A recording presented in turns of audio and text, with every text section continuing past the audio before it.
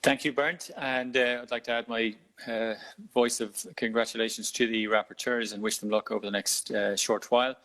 I want to acknowledge that there has been a huge amount of solidarity demonstrated to Ireland in the first parts of the Brexit negotiations.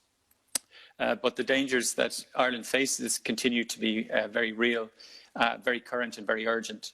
To take the Irish agri-food industry, for example, 40% of our exports go to the United Kingdom.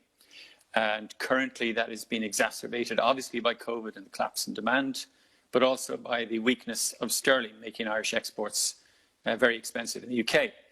But it's potentially going to be even more impacted and compounded by the tariff regime that was published by the UK 2 weeks ago, which proposes to put a 10% tariff on agri-food imports.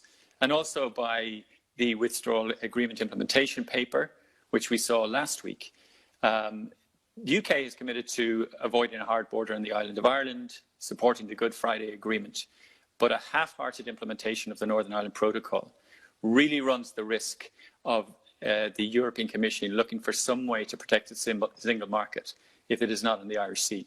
So it's a real danger for us, and I really welcome the support contained in the paper that's before us today.